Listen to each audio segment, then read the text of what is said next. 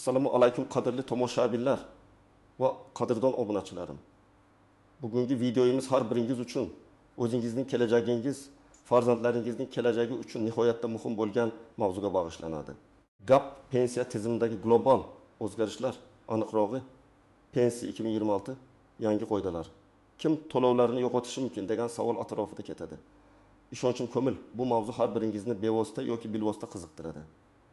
Chunki pensiya bu bizning nafaqat moddiy ta'minotimiz, balki kelajakka bo'lgan ishonchimizdir. Shunday ekan, bugungi videoda aytiladigan har bir so'zga diqqat bilan quloq tuting. Axborot oqimida adashib qolmaslik uchun hoziroq kanalimizga obuna bo'ling va videoga like bosing. Bu sizdan bir soniya vaqt oladi, ammo bizga juda katta yordam beradi. Muammoning mohiyati oldin qanday edi va hozir nima o'zgardi? Keling, avval pensiya tizimi qanday ishlaganiga bir nazar tashlaylik. An'anaviy pensiya tizimi ko'p yillar davomida oddiy va tushunarli tamoyil asosida ishlagan. Siz ma'lum bir muddat rasmiy ravishda ishlar edingiz. Ish haqqingizdan ijtimoiy to'lovlar ajratilar edi va belgilangan yoshga yetgach, sizga ish stajingiz hamda o'rtacha oylik ish haqqingizga mutanosib ravishda pensiya tayinlanardi. Asosiy e'tibor ish stajiga qaratilgan edi. Ya'ni qancha ko'p yillar rasmiy ishlagan bo'lsangiz, shuncha yaxshi. Ba'zi hollarda hatto qisqa stajga ega bo'lganlar ham eng kam pensiya miqdorida bo'lsa ham qandaydir bir to'lovga ega bo'lish imkoniyatiga ega edilar. Bu tizimda asosan rasmiy bandlik muhim edi. Lekin ba'zi davrlar uchun stajni tasdiqlovchi hujjatlar, masalan, mehnat daftarchasi asosiy vosita hisoblanardi. Endi esa vaziyat tubdan o'zgarish arafasida. 2026 yildan boshlab kuchga kirishi kutilayotgan yangi qoidalar pensiya tizimiga mutlaqo boshqacha yondashuvni olib keladi. Asosiy o'zgarish shundaki, endilikda pensiya tayinlashda nafaqat ish stajining davomiyligi, balki to'langan ijtimoiy ajratmalarning miqdori va muntazamligi ham hal qiluvchi ahamiyat kasb etadi. Bu ball tizimiga o'tishni anglatadi. Har bir ishchi uchun to'langan ijtimoiy to'lovlarning miqdoriga qarab, uning shaxsiy hisobiga ballar yoziladi va pensiya yoshiga yetganda aynan shu yig'ilgan ballar miqdori sizga tayinlanadigan pensiya miqdorini belgilaydi. Bu degani, endilikda sizning mehnat daftarchangizdagi yozuvlarning o'zi yetarli bo'lmaydi. Elektron tizimdagi shaxsiy hisobingizda aks etgan real to'langan ijtimoiy ajratmalar mana shu sizning kelajakdagi pensiyangiz kafolati bo'ladi. Nima uchun bunday o'zgarishlar kiritilmoqda? Birinchidan, davlat iqtisodiyotdagi kulrang sektor, ya'ni norasmiy bandlik bilan kurashmoqda. Ko'pgina odamlar rasmiy ish haqi olmasdan yoki minimal rasmiy ish haqi bilan ishlayotgani sababli pensiya jamg'armalariga yetarli mablag' kelib tushmayapti. Ikkinchidan, bu tizimning barqarorligini ta'minlash va adolatli taqsimotni yo'lga qo'yishga qaratilgan. Kim qancha hissa qo'shsa, shuncha oladi degan tamoyilga o'tilmoqda. Bu o'z navbatida har bir fuqaroning o'z kelajakdagi pensiyasi uchun mas'uliyatini oshiradi. Demak, endi nafaqat ish staji, balki har bir som uchun to'langan ijtimoiy to'lovlar ham muhim. Asosiy qism 1.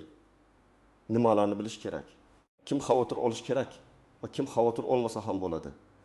Keling, buni batafsil ko'rib chiqamiz. Kim xavotir olish kerak? 1. Qisqa rasmiy ish stajiga ega bo'lganlar yoki umuman rasmiy ish stajiga ega bo'lmaganlar. Agar siz hayotingizning ko'p qismini norasmiy sektorda ishlagan bo'lsangiz, masalan, yillar davomida savdo-sotiq bilan shug'ullanib, daromadingizni rasmiy ravishda deklaratsiya qilmagan bo'lsangiz yoki doimiy ish joyiga ega bo'lmasdan kunlik ishlarda band bo'lgan bo'lsangiz, siz jiddiy xavf ostidasiz. Sizning bol hisobingizda yetarli ajratmalar bo'lmasligi mumkin. Bu esa 2026 yildan keyin pensiya olish huquqidan mahrum bo'lishingizga yoki minimal darajada qolishingizga olib keladi. Misol 1. Oydin opa 70 yoshda. U kollejni tugatgach 10 yil davlat korxonasida hisobchi bo'lib ishlagan. So'ngra o'z biznesini boshlab, bozorlarda savdo qilish bilan shug'ullangan. Bu esa qariyb 20 yil davom etgan. Oydin opa bu davrda hech qanday rasmiy ro'yxatdan o'tmagan va ijtimoiy to'lovlar qilmagan. Hozir u 2026 yilda pensiyaga chiqishni rejalashtirmoqda.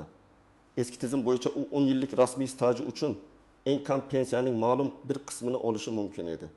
Ammo yangi qoidalar kuchga kirsa, uning 20 yillik norasmiy faoliyati uchun hech qanday ball yig'ilmagani sababli uning pensiyasi juda past bo'ladi. Hatto pensiya tayinlash uchun minimal ball chegarasiga yetmasligi ham mumkin. Bu holda Oydin opaga faqatgina ijtimoiy nafaqa tayinlanishi mumkin. Bu esa pensiyadan ancha kam miqdorni tashkil etadi. Uning yillar davomida qilgan mehnati afsuski davlat tomonidan e'tirof etilmaydi. 2. Doimiy ravishda minimal ish haqi bilan ishlaganlar, agar sizning rasmiy ish haqingiz doimiy ravishda minimal darajada bo'lgan bo'lsa, sizning nomingizdan pensiya jamg'armasiga o'tkazilgan ijtimoiy ajratmalar miqdori ham juda kam bo'ladi. Bu esa ball tizimida sizga kam ball keltirib chiqaradi. Natijada sizning stajingiz uzun bo'lsa ham tayinlanadigan pensiya miqdori kutilgandan ancha past bo'lishi mumkin. Misol 2. Shuhrat aka 60 yoshda. U butun hayoti davomida dehqonchilik bilan shug'ullangan, qishloq xo'jaligi korxonasida ishlagan. Uning mehnat daftarchasida 35 yillik uzluksiz staj yozilgan. Lekin oxirgi 40 yil davomida korxonada rasmiy ish haqi minimal darajada ko'rsatilgan. Qolgan qismi konvertda berilgan. Eski tizimda uning uzoq staji pensiya miqdoriga ijobiy ta'sir ko'rsatardi. Ammo yangi ball tizimida uning oxirgi yillardagi minimal ish haqidan olingan ijtimoiy ajratmalari juda kam ball beradi. Natijada uning 35 yillik staji bo'lishiga qaramay, u o'rtacha ish haqi olgan kishi bilan bir xil pensiya olishni kutishi mumkin emas. Uning pensiyasi ehtimol faqatgina eng kam pensiya miqdoriga yaqin bo'ladi. Chunki u to'lagan ajratmalar miqdori shuni ko'rsatadi. O'zining pensiya hisobini hech qachon tekshirmaganlar. Ko'pchilik o'zining mehnat daftarchasidagi yozuvlarga ishonadi va pensiya yoshiga yetganda muammo bo'lmaydi deb o'ylaydi. Biroq pensiya jamg'armasidagi shaxsiy hisobingizda ba'zida xatolar yoki nomuvofiqliklar bo'lishi mumkin. Agar siz ularni oldindan aniqlamagan bo'lsangiz, 2026-yildan keyin pensiya tayinlash jarayonida kutilmagan qiyinchiliklarga duch kelishingiz mumkin. Bu xatolar sizning ballaringizga bevosita ta'sir qiladi. Misol, Dilfuza opaning mehnat staji 36 yil. U o'qituvchi bo'lib ishlagan va har doim rasmiy ish haqi olgan. Uning mehnat daftarchasi namunali to'ldirilgan. Biroq u hech qachon pensiya jamg'armasining elektron bazasida o'z ma'lumotlarini tekshirmagan. Tasodifan so'nggi 5 yillik ish haqi ma'lumotlari texnik xato tufayli uning shaxsiy hisobiga kiritilmagani ma'lum bo'ldi. Agar Dilfuza opa bu haqda 2026 yilgacha bilmagan edi. Uning pensiyasi hisoblanayotganda bu 5 yillik staj va unga tegishli ballar inobatga olinmasdi. Natijada uning pensiya miqdori sezilarli darajada kamaygan bo'lardi. Bu kabi holatlar ayniqsa yangi tizimga o'tish davrida keng tarqalgan bo'lishi mumkin. Kim xavotir olmasa ham bo'ladi yoki kamroq xavotir olsa bo'ladi. Men uzoq yillar davomida rasmiy yuqori daromadli ishlarda band bo'lganlar. Agar siz doimiy ravishda yuqori rasmiy ish haqi olib, barcha ijtimoiy ajratmalarni muntazam ravishda to'lagan bo'lsangiz, sizning shaxsiy pensiya hisobingizda yetarli miqdordagi ballar to'plangan bo'ladi. Sizning pensiyangiz yangi qoidalar bo'yicha ham munosib darajada bo'lishi ehtimoli yuqori. 2. O'z-o'zini band qilgan shaxslar va tadbirkorlar, agar ular muntazam ravishda ijtimoiy to'lovlarni amalga oshirgan bo'lsa. Bugungi kunda o'zini band qilgan shaxslar va yakka tartibdagi tadbirkorlar uchun ijtimoiy soliq to'lash imkoniyati mavjud. Agar siz ushbu imkoniyatdan foydalanib, har oyda belgilangan to'lovlarni o'z vaqtida amalga oshirgan bo'lsangiz, sizning ham pensiya huquqingiz kafolatlanadi. Yangi tizim aynan shunday mas'uliyatli fuqarolarni rag'batlantirishga qaratilgan. Misol Farhod aka 45 yoshda. U 25 yil davlat korxonasida ishlagan. So'ngra o'zining IT kompaniyasini ochib, shaxsiy tadbirkor sifatida faoliyat yuritmoqda. U har oyda ishchilari uchun ham, o'zi uchun ham barcha soliq va ijtimoiy to'lovlarni o'z vaqtida, to'liq hajmda to'laydi. Uning rasmiy daromadi doimiy ravishda yuqori. Farhod aka har yili o'zining shaxsiy pensiya hisobini tekshirib boradi va undagi ma'lumotlar to'g'ri ekanligiga ishonch hosil qiladi. Uning yig'ilgan ballar yetarli bo'lishi sababli 2026 yildan keyin ham u munosib pensiya olishiga xavotirlanishi shart emas. Aslida yangi tizim uning kabi mas'uliyat tadbirkorlar va fuqarolar uchun imkoniyatlar eshigini ochadi. Chunki ular endi o'z pensiyalarining miqdoriga bevosita ta'sir qila oladi. Asosiy qism 2. Qoidalarning istisnolari, kamchiliklar va noaniq nuanslar. Har qanday yangi tizimda bo'lgani kabi, pensiya tizimidagi bu o'zgarishlar ham bir qancha istisnolar, e'tiborsiz qoldirmaslik kerak bo'lgan kamchiliklar va noaniq nuanslarga ega. Ularni bilish sizni kutilmagan vaziyatlardan himoya qiladi. Istisnolar. Alohida toifadagi fuqarolar, harbiylar, huquqni muhofaza qilish organlari xodimlari, nogironligi bo'lgan shaxslar, shuningdek juda ko'p farzandli onalar uchun pensiya tayinlashning o'ziga xos qoidalari saqlanib qolishi mumkin. Ko'p bolali onalar uchun pensiya yoshini pasaytirish yoki stajga qo'shimcha imtiyozlar berish amaliyoti davom ettirilishi ehtimoli bor. Masalan, 5 va undan ortiq farzand tarbiyalagan onalar uchun pensiya yoshi pasaytirilgan holda belgilanadi. Bu kabi imtiyozlar yangi tizimda ham saqlanib qolishi mumkin. Ammo bu to'lovlar miqdoriga qanday ta'sir qilishini aniqlash muhim. 2. Bolalarga g'amxo'rlik qilish davrlari. Ayollarning bolaga qarash ta'tilda bo'lgan davrlari ko'pincha stajga kiritiladi. Ammo bu davrlarda ijtimoiy ajratmalar to'lanmagani sababli bal tizimida qanday hisoblanishi aniq bo'lmasligi mumkin. Odatda bunday davrlar uchun davlat byudjetidan belgilangan miqdorda shartli ajratmalar qilinishi mumkin. Ammo bu ajratmalar real ish haqi miqdoridagi to'lovlarga teng bo'lmaydi. Bu esa pensiya miqdoriga ta'sir qilishi mumkin. Xalqaro kelishuvlar. Agar siz O'zbekiston fuqarosi bo'lib, boshqa davlatda rasmiy ravishda ishlagan bo'lsangiz, O'zbekistonning boshqa davlatlar bilan tuzgan pensiya sohasidagi ikki tomonlama yoki ko'p tomonlama kelishuvlari asosida stajingiz o'zaro hisobga olinishi mumkin. Bu holda sizning xorijdagi mehnat faoliyatingiz uchun to'langan ijtimoiy ajratmalar ham ma'lum bir mexanizm orqali pensiya hisobingizdagi ballarga qo'shilishi mumkin. Biroq bu har bir mamlakat bilan tuzilgan shartnomaga bog'liq bo'ladi va uni alohida o'rganish talab etiladi. Kamchiliklar va noaniq nuanslar. 1. Ma'lumotlar bazasidagi xatolar. Elektron pensiya ma'lumotlar bazasida EMSga elektron mehnat staji kartasi ma'lumotlar noto'g'ri kiritilgan bo'lishi yoki umuman kiritilmagan bo'lishi mumkin. Ayniqsa eski davrlardagi. Qog'oz shaklidagi ma'lumotlarni raqamlashtirish jarayonida texnik xatolar tez-tez uchraydi. Bunday xatolar agar o'z vaqtida tuzatilmasa, sizning pensiyangizni hisoblashda noto'g'ri ballar yig'ilishiga olib keladi. 2. Hujjatlarning yo'qolishi yoki to'liqsizligi. Ba'zi fuqarolarning mehnat daftarchalari yo'qolgan bo'lishi yoki ayrim yozuvlar mavjud bo'lmasligi mumkin. Bu esa ularning rasmiy stajini tasdiqlashda muammo tug'dirishi va ball yig'ishga salbiy ta'sir ko'rsatishi mumkin. Yangi tizimda har bir davr uchun aniq to'lovlar talab qilinganligi sababli hujjatlarning to'liq emasligi yanada jiddiy oqibatlarga olib kelishi mumkin. Yangi qoidalarning amal qilish muddati. 2026 yilgacha bo'lgan davr uchun pensiyani hisoblashda eski qoidalar qanday qo'llaniladi va 2026 yildan keyingi davr uchun qanday hisoblanadi hamda bu ikki davr qanday qo'shiladi? Bu juda muhim masala. Ehtimol aralash pensiya hisoblash tizimi joriy etiladi. Bunda 2026 yilgacha bo'lgan staj va daromadlar eski usulda, undan keyingisi esa ball tizimida hisoblanadi. Bu o'tish davri qoidalari ayniqsa nozik bo'ladi va ularni tushunish oson kechmaydi. 4. Inflyatsiyaning ta'siri va ballarni indeksatsiya qilish. Yillar davomida to'plangan ballar inflyatsiya ta'sirida qadrsizlanmasligi uchun ularni indeksatsiya qilish mexanizmlari bo'lishi kerak. Bu indeksatsiya qoidalari qanday ishlab chiqiladi va qanday amalga oshiriladi? Bu hamon savol ostida. Agar ballar inflyatsiyaga mos ravishda oshirilmasa, hozirgi to'lovlarning kelajakdagi qadri ancha pasayishi mumkin. 5. Minimal va maksimal ball chegaralari. Pensiya olish huquqini beruvchi minimal ball miqdori qancha bo'ladi? Eng yuqori pensiya olish uchun maksimal ball chegarasi mavjudmi? Bu savollarga aniq javoblar hali yo'q bo'lishi mumkin. Ammo ular pensiya rejalashtirishda asosiy omillardan bo'ladi. Agar minimal ball chegarasi yuqori bo'lsa, ko'plab fuqarolar uni to'plashda qiyinchiliklarga duch kelishi mumkin. Bu kabi noaniqliklar va kamchiliklar haqida ma'lumotga ega bo'lish sizga o'z pensiya kelajagingizni to'g'ri rejalashtirishga va zarur choralarni ko'rishga yordam beradi. Amaliy maslahatlar tomoshabin nima qilish kerak? Xo'sh, yuqorida aytilganlardan kelib chiqib, sizning shaxsiy holatingizda nima qilish kerak? Qanday amaliy qadamlarni tashlash lozim?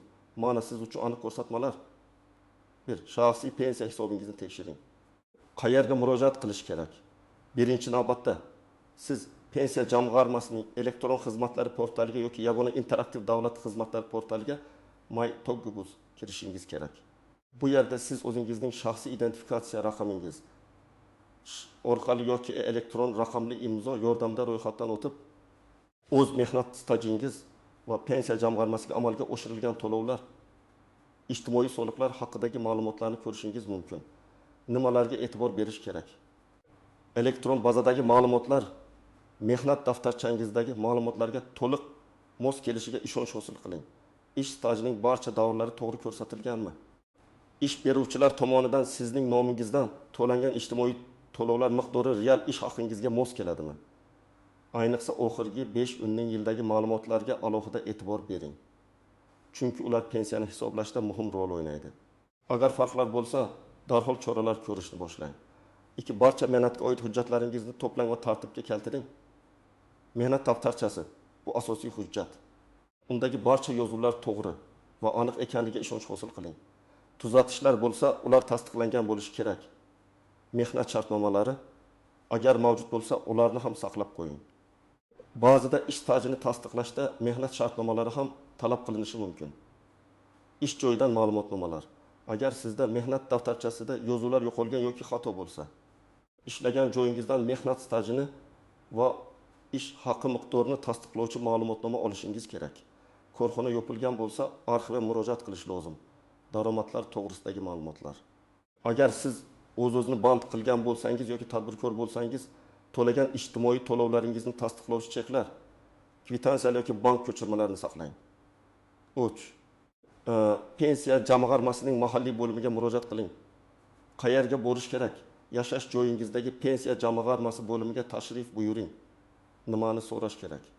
O'zingizning shaxsiy pensiya hisobingizdagi ma'lumotlarning to'g'riligini tasdiqlashni, shuningdek 2026 yildan keyin sizning hozirgi holatingizda pensiya qancha bo'lishi mumkinligini taxminiy hisob-kitobni so'rang. Yangi qoidalar bo'yicha pensiya tayinlash uchun minimal ballar miqdori haqida aniqlik kiriting. Agar ma'lumotlarda nomuvofiqliklar bo'lsa, ularni qanday tuzatish bo'yicha maslahat oling. Pensiya jamg'armasi xodimi sizga qanday hujjatlar kerakligini va qanday ariza yozish kerakligini tushuntirib berishi shart. 4. Norasmiy ish davrlarini rasmiylashtirish imkoniyatlarini o'rganing. O'z-o'zini band qilish. Agar siz hozirda norasmiy ravishda ishlayotgan bo'lsangiz, o'z-o'zini band qilgan shaxs sifatida ro'yxatdan o'ting va muntazam ravishda ijtimoiy soliq to'lang. Bu sizga staj yig'ish va ball to'plash imkonini beradi. Har oyda belgilangan minimal ijtimoiy soliqni to'lash orqali siz pensiya huquqini saqlab qolasiz. Ko'ngilli ijtimoiy sug'urta. Ba'zi hollarda fuqarolar o'tmishdagi norasmiy mehnat davrlari uchun ijtimoiy to'lovlarni ko'ngilli ravishda amalga oshirish imkoniyatiga ega bo'lishi mumkin. Bu haqda pensiya jamg'armasi bo'limidan batafsil ma'lumot oling. Bunday imkoniyat mavjud bo'lsa, siz ma'lum bir miqdordagi mablag'ni to'lash orqali o'tmishdagi bo'shliqlarni to'ldirishingiz va ballar yig'ishingiz mumkin.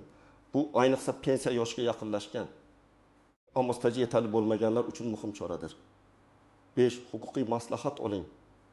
Agar sizning holatingiz murakkab bo'lsa, masalan, stajni tasdiqlash bilan bog'liq jiddiy muammolar mavjud bo'lsa yoki sizda nogironlik, ko'p bolalik kabi o'ziga xos holatlar bo'lsa, malakali yuristga murojaat qiling. Pensiya qonunchiligi bo'yicha mutaxassis sizning huquqlaringizni himoya qilishga va to'g'ri yo'nalishni ko'rsatishga yordam beradi. 6. Doimiy ravishda kuzatib boring. Pensiya qonunchiligidagi o'zgarishlarni doimiy ravishda kuzatib boring. Yangi qoidalar qabul qilingandan so'ng ularning ijro mexanizmlari, qo'shimcha tushuntirishlar va aniqlashtirishlar paydo bo'lishi mumkin. Bu kabi ma'lumotlarni bizning kanalimizda ham muntazam ravishda yo'ritib boramiz. Xulosa, qadrli tomoshabinlarim, pensiya bu shunchaki oylik to'lov emas. Bu sizning uzoq yillik mehnatingiz samarasi, qariyalik davringizga bo'lgan ishonch va xotirjamlik garovidir. 2026 yildan kuchga kirishi kutilayotgan yangi qoidalar bu borada mas'uliyatni har bir fuqaroga yuklamoqda. Shunday ekan, hozirdan harakat qilish juda muhim. Kechikish, beparvolik sizni jiddiy moliyaviy qiyinchiliklarga olib kelishi mumkin. O'z pensiya kelajagingizni o'zingiz nazorat qiling. Bu videoda aytilgan ma'lumotlar siz uchun foydali bo'ldi degan umiddaman. O'z fikr mulohazalaringizni, savollaringizni izohlarda qoldiring. Har bir savolingizga javob berishga harakat qilaman. Videoga like bosing va kanalimizga obuna bo'lishni unutmang. Bu kabi muhim ma'lumotlarni doimo birinchilardan bo'lib olishingizga yordam beradi. O'zingizni va yaqinlaringizni asrang. Keyingi videolarda ko'rishguncha.